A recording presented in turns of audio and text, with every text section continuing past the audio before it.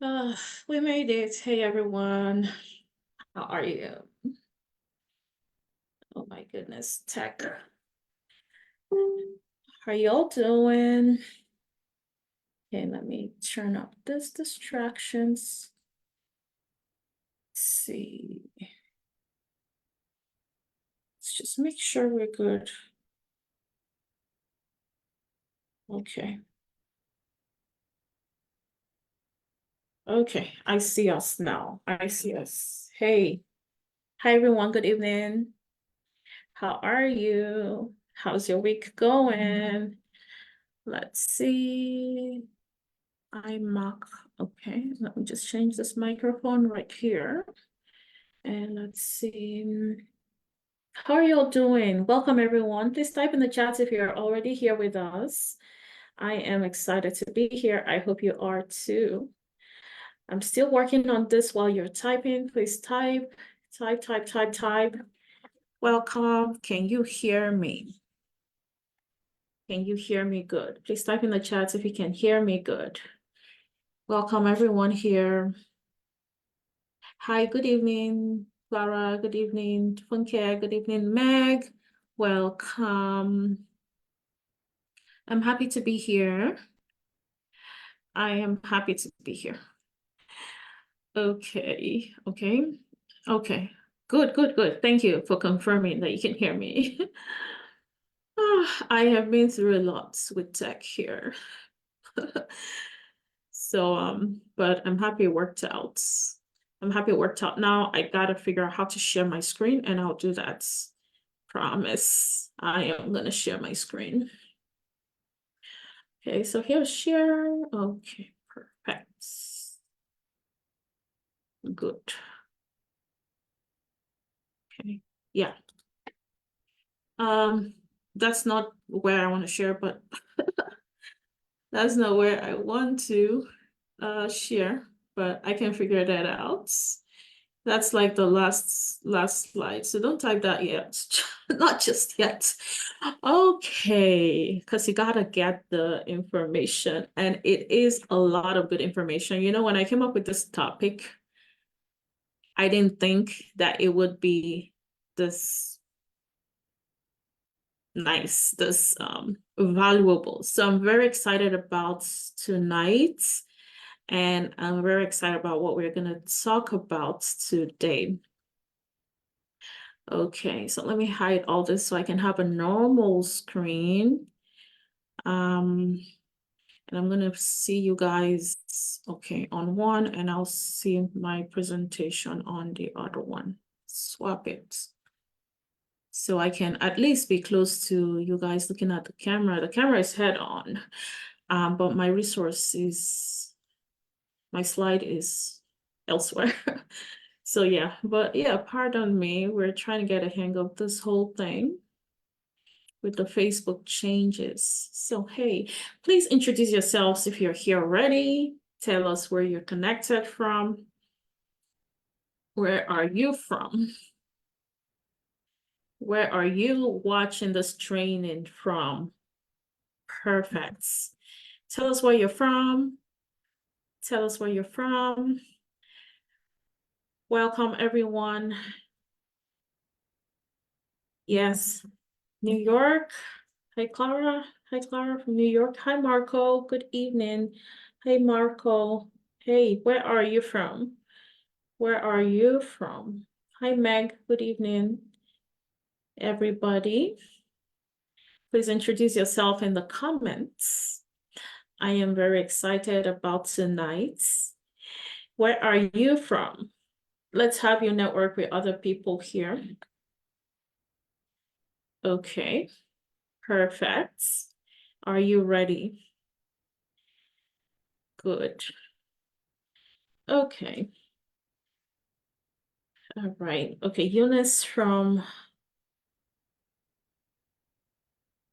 Philadelphia. Let's see. Funke from Indiana. Hi. Hi, Eunice. Hi, Funke. Hi, Marco from Brooklyn, New York. Welcome. Perfect.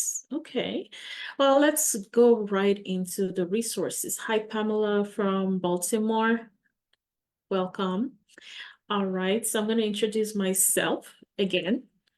Yinka Olumorin is my name. I am a coach on this wonderful platform, Acquire Real Estate.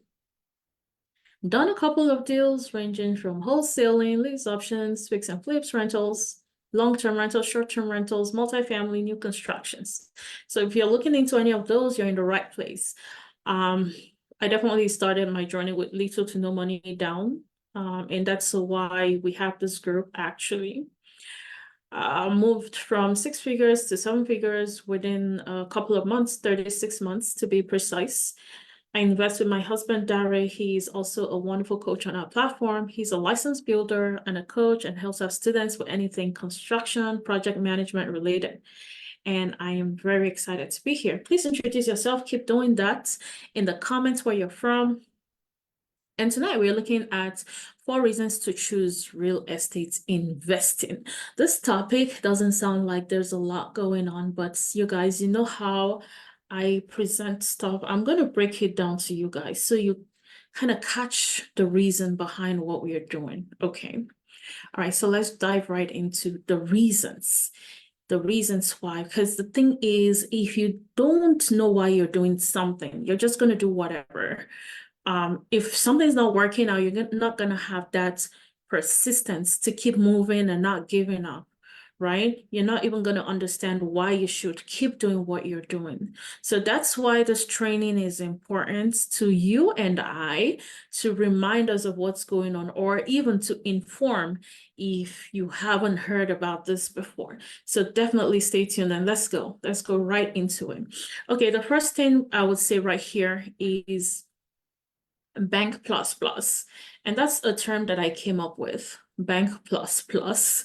And the reason I came up with Bank Plus Plus is because even if you chose to do nothing with real estate investing and you just chose to buy a property, how does it compare to a bank, for example? Hi, Martin, welcome. How does that compare to a bank? What, right? So let's see why this is better. Let's see why this is a Bank Plus Plus. And that was the only way I could kind of categorize it. Okay. So Bank Plus Plus. And what I mean right here is appreciation.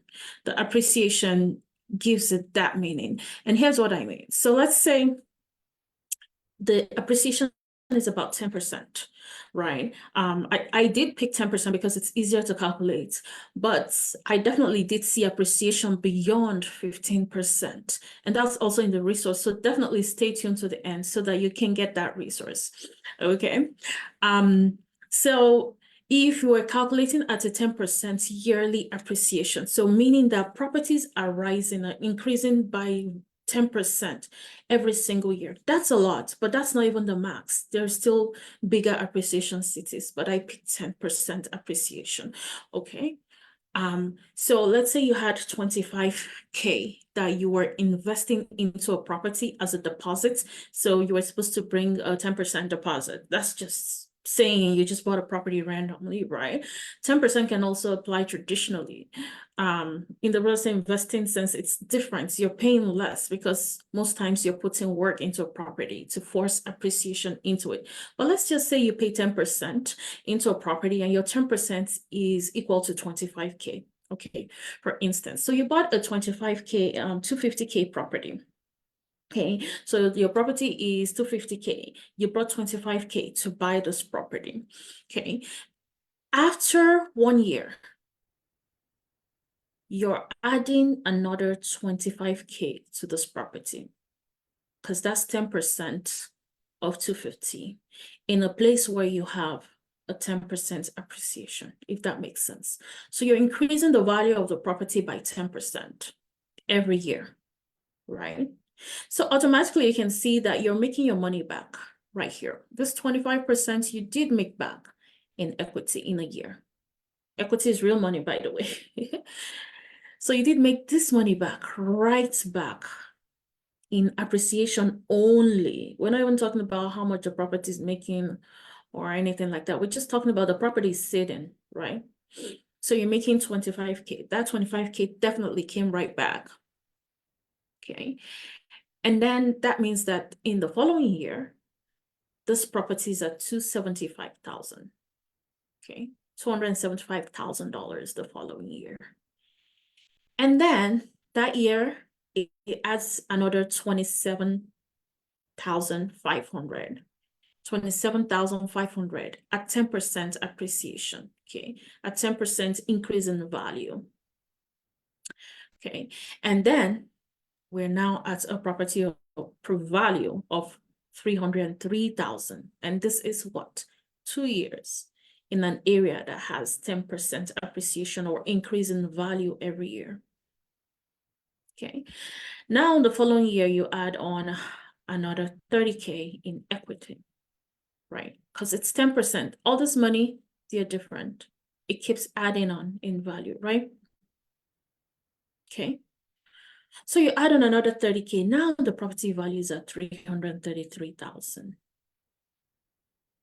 We went from 250K to 333,000. In a property you just bought, like I just want to have this money, I just want to put it into a property. I don't want to stress. This 25K, I would just want to put it into a property and see what happens. So this is what is happening in a 10% appreciation area. Okay.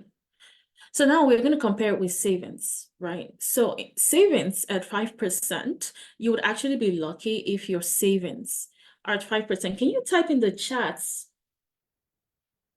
what you guys are getting in savings? I want to see, I'm curious. What are you getting from your savings accounts?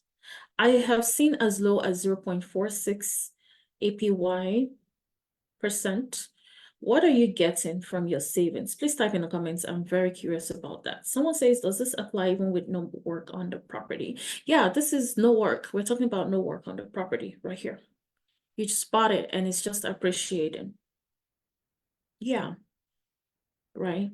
So this is just the value you're getting from the property appreciating, just sitting. You didn't do any work to it. You don't have a savings. Okay. I know. Well, it can mean a good thing. Maybe you'll found other ways better ways to invest your money. I don't see other comments. Maybe you don't even know if your savings makes you any money. Sometimes you see like a cent or two, right, in interest payment. If that's your story, type yes. Let me know. I really want to know what you guys are getting. But 5% is about the max that I have seen. Okay, so 5% in savings. Let's say this 25K, you want to put it into the bank. You want to save. You're a good saver. Yeah, pennies, right? You want to save, but that's the best you know. High yield savings, 4.7%. That is true, and that is high yield, right? So 5% is high yield. Yeah, you're right. So we're talking about high yield right now, not a random savings at this 25K. So what we're going to see is this 25K is going to add on another 1,250 in a year, right? At the max, 5% interest. And then that following year, you had 26,300 total. Okay. So your money is now 26,300. And you're now adding another 1,300 to give you 27,600 in the third year. And then you add another 1,380 in interest, right? Paid to you. And now it's going to be at a value of 28,900. Do you see what is going on here? So your money has been increasing by kind of like 1,000-ish. Do you see that? It's been increasing by about 1,000. So just notice what happened with the Bank Plus Plus. with appreciation. So you're making this much more per year. Every single year, you're adding on this amounts. Even though most of it is not your money, you're earning from other people's money. The bank's money, whatever your lender is for on this property. You're making money from their residual money, right? Do you see how other people's money can make you rich? If you see that, type yes in the comments.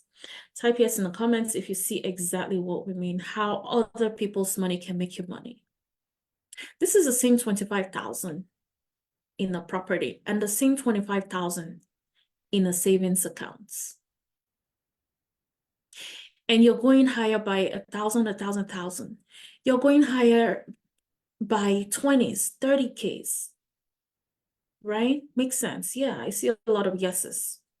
Okay, so that's why I call it bank plus plus, because no bank can give you this. No bank can double your money in a year and keep adding more, higher than what you put in every single year. Makes sense? Also notice how the savings is barely surviving inflation. Because 2023 inflation was 4.93, which is the same as 5%. So if that means that if this is your money right here, the amount, whatever you would buy with 28,900 in this particular year is the same thing you will buy for 25,000 in this particular year. So it looks like you've made money, but you haven't really. If you wanted to, I mean, check out Walmart. Check out the grocery stores. See how things are getting more expensive. So the way you will spend this is eventually the same way you're going to spend this. It's likely not going to buy you anything extra. So it's a higher figure, but you haven't made money because of inflation. At an inflation of 5%, it's the same.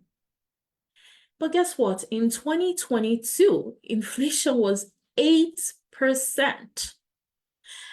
So if inflation for 2024, God forbid, is at 8%, we don't know what it is right now until the year is over. But we can kind of see monthly trends, right? So at 8%, that means you've lost what? 3% of your money. Even though it looks like it's increasing, but you've lost 3%, right, of your total money without even knowing it. So inflation is a big deal. And so this barely survives inflation, but this is the real guy right here. You can see for yourself. Makes sense? Good. So one reason why you should choose real estate is because of appreciation. And the other reason you should choose real estate investing is monthly cash, okay? You can get monthly cash from properties, and you probably already know this. And your monthly cash is the difference between your rent and your expenses. So how much is paid to you in rent? Remove your expenses, okay? Remove your mortgage, remove utilities, remove any expenses. Whatever is left is the actual cash flow, which is your monthly cash that actually belongs to you. So you're actually going to make money. Okay. So let's say that you're making an average of 500 monthly. Well, so 500 monthly is actually quite average based on my experience for a regular rental. Conservatively, let's say actually you're at 400K monthly. I'm sorry, $400 monthly. I love 400K. I would love to have that monthly. That would be perfect. But you're at $400 monthly right now. Okay. We can dream about that later. So we're at 400 monthly right now per property. And you're only buying 4 properties in a year. Okay. You guys, you can buy more properties. You can buy more than 10, by the way, in a year. As a matter of fact, 2 of our inner circle students have scored 3 deals at once in the last 2 months. So imagine buying 3 properties at once, right? So going by that, it means, they can possibly do 3 times 6, that's 18 deals in a whole year, right? If they kept up with that speed, they can do 18 deals in a year. But let's say you did the minimum and you're at 4 properties a year. Okay. So you have 4 properties a year.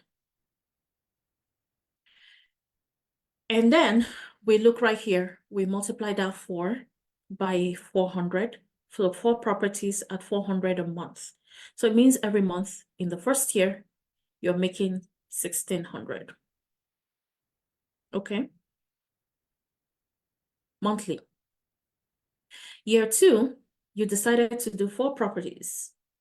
So you're not doing anything extra. You just want to be consistent. Maybe that's all you feel like you can handle. You're doing 4 properties a year. With traditional renting, you're at 3,200 if you add this up, right? So you multiply this and you add this up. The following year, you multiply and you add this to it. You're at 4,800.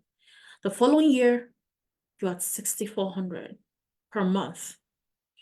The following year, you are at 8,000 per month. Okay, so this is the very slow process. You're going the slow route. You didn't do anything extra. This first year you were learning, you learned and you're like, I'm just going to stay with this. So this second year you were very comfortable doing this. This was like easy to do.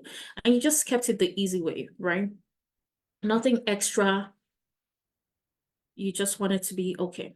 But let's look at another scenario, a short-term rental strategy.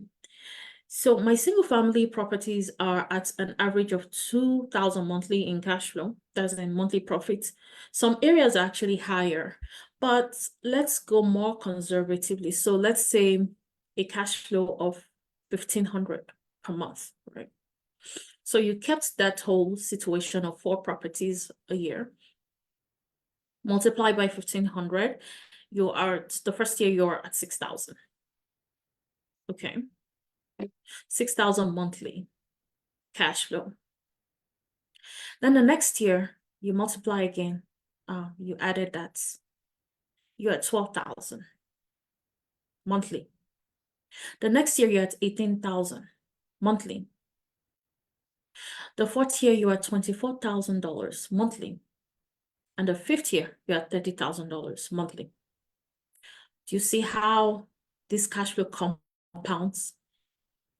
With this scenario, in this scenario, you're at 8,000 monthly. In this scenario, you're at 30,000 monthly. Note that you didn't do anything extra. You didn't go for bigger deals. You didn't buy more properties than 4. You just kept that pace and you're at this amount in the 5th year. Okay. If you did a mix of both deals, you'll be somewhere in between, right? Depending on how much of this you did and how much of this you did. But this kind of shows you what you would look like in 5 years. For monthly cash flow only, remember we talked about appreciation, forget about that even. We're just talking about what you would earn every single month. Okay. So monthly cash flow is a big reason why you should choose real estate investing. Another reason here, let's talk about another big reason. Taxes. Taxes are a big deal. Big deal, big reason. And you're going to see why. Okay.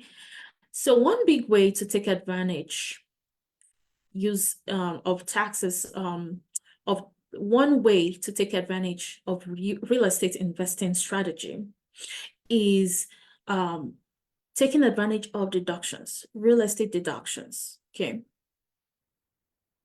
Your deductions are a big way to use real estate for tax strategies. Okay. So one way to deduct is, or one thing to deduct would be your mortgage interest. That interest you're paying on your mortgage, you can deduct that amount as an expense. Okay. And get tax benefits of your deductions. That amount for the whole year, everything you paid every single month. Even though this made you money, even though your mortgage interest made you money, because without your mortgage, you don't have any cash flow, right? I mean, when you choose to expand your portfolio in that manner, if you didn't use a mortgage, maybe your cash flow is off the roof, right? You're just paying taxes and any other expenses, but still doesn't make sense because you've seen that in our trainings that it's better to take advantage of this, right? So one thing to deduct will be your mortgage interests. The other thing you want to deduct is property depreciation. So here, the government is assuming your property is losing value and they give you credit for it. So imagine your property is actually appreciating, like we saw in the previous slide. Your property is going higher in value, but the government believes or assumes that your property is losing value and they give you credit for that in your taxes. How cool is that? Your property is actually increasing value, but you get credit for this. Another way is your expenses. You can deduct all your expenses on that property, even though your expenses actually made you money, because if you're in business, you know that expenses are supposed to make you more money. Part of the expenses can be your interests, your principal, taxes, insurance. You need all this, right? So those expenses you can deduct, right? So some of these things make you more money, but you can still deduct them in your taxes and get tax benefits for those. Okay. Now the second way real estate benefits your taxes is this. I call it the process. It's the process of paying your taxes. Okay. Yeah, cool, right? Yeah, Mariah, this is cool.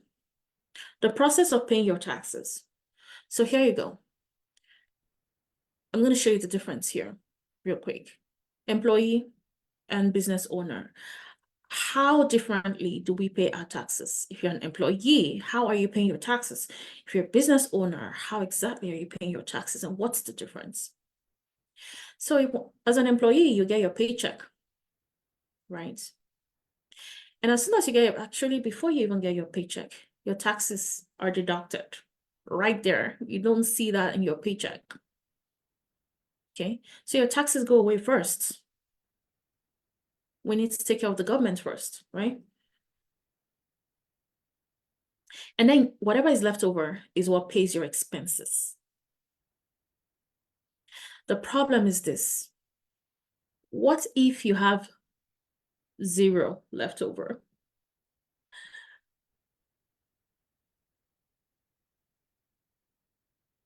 Or what if your leftover barely covers any expense?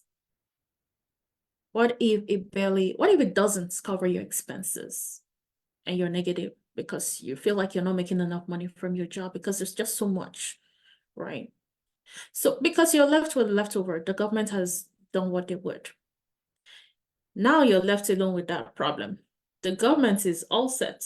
You are not as an employee, right? On the other side, a business owner would have their gross income and then they pay their expenses. You come first this time around. You pay your expenses and then any leftover would pay your tax. So it would be a percentage of that leftover. It's not even like the entire thing, right? A percentage of the leftover goes into taxes. So whatever your tax bracket is, it will apply to the leftovers. Do you see what is happening here? You're not sending your leftover to the IRS. You're only paying a percentage of the leftover. Does it now make sense why you're paying less tax as a business owner? Doesn't make sense. If it makes sense, type makes sense in the comments so I know you guys are following me. Doesn't make sense why you pay less taxes. Yeah. Doesn't make sense. You come first. Your needs come first. Right? Even if you end up having nothing left, right? Yeah, it does make sense. Sure. So if you end up having nothing less left here, because you chose to deduct a lot of expenses, which is very popular. You're still on the winning side. At least you can take care of all your expenses versus this guy right here who's left with peanuts. So even if you had zero, right, you're still better off. That's why a business that makes zero income can be richer than you. A business that makes zero income can be richer than you. It's the system. There is nothing we can do about it. So rather than being upset about how things are going, take advantage of it in your own way. Okay, good. And you remember, you guys, we're only talking about 4 things. So you can imagine what's not on this list, right? Number 4 is security. More like a guaranteed investment. Because it's a physical asset, it's backed by insurance. Why are we choosing real estate? Because it is physical. And people say nothing is more real than real estate. Nothing can be more real than real estate because it's real, it's assets, we're seeing it, right? It's backed by insurance. Can it lose value? You can't really see that because property prices have only risen. If you look at the last 20 years, even in the worst areas, even in the worst economic situations, take a 20-year snapshot, you'll see only a rise, right? Plus, housing demand has only gone higher. We have more people looking for places to rent like never before. So think about it. People will always need places to live in. It's shelter. It's like food. It's like clothing, right? Now compare this to the stock market. What is wrong with the stock markets? Guys, please type in the chat. I want to know. What do you think is wrong with the stock markets? I'm not an anti-stock markets person. I just love things that make sense. I love to see things make more sense. Okay, so type in the chat, what is wrong with the stock market? Yeah, that's the system, right? Exactly, Bilkis. Very inconsistent, right? What else can be wrong with the stock market? Yeah, that's true. Very inconsistent. Yeah. What else is wrong? Has anyone had any kind of experience with stock? What was it like? High risk. Thanks, Meg. That is true. High risk. Yep, absolutely. Anyone has a bad experience or good experience with stock market, definitely share that in the comments. What is wrong with stock market? Or even with your good experience, you already know that there might be a good, there might be a dip. So sometimes you're just really even out, maybe. Yeah, higher chances of a loss than gain. Why? Because anything in the news, you know, if something happens to a company, you can actually have stocks just dip. If there's something happening politically, it's going to affect stocks. Anything happening in the world is so sensitive, right? So you have higher chances of loss. It's not a steady rise if you have money in the stock market and you just leave it there and you expect it to steadily rise. I doubt it because I have that experience. I'm not stock savvy, but if I just decided to leave my money in there, a lot of times it's just been down to nothing eventually. I don't know if anybody else has experienced that.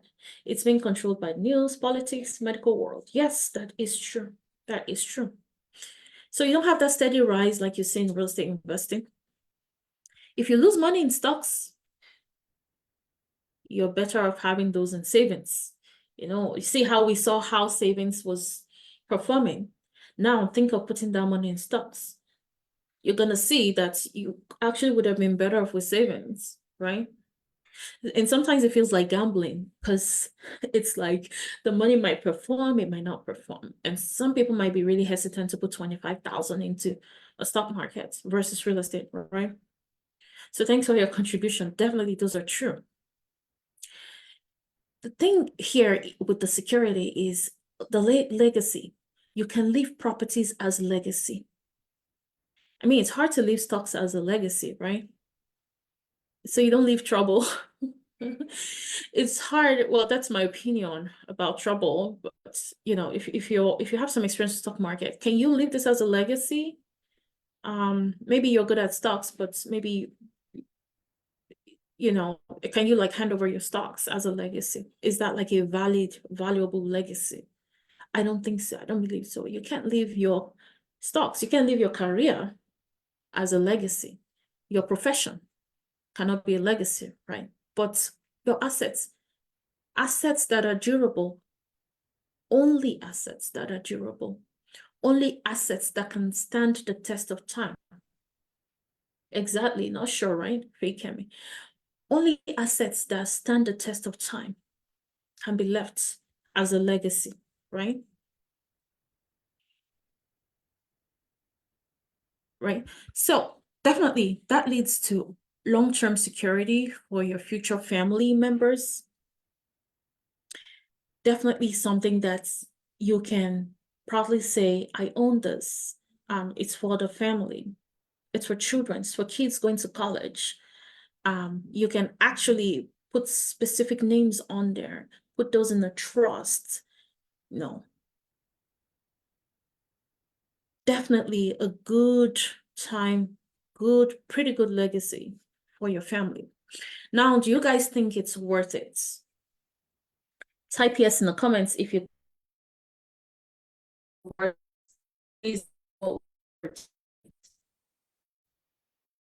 now I wonder if my life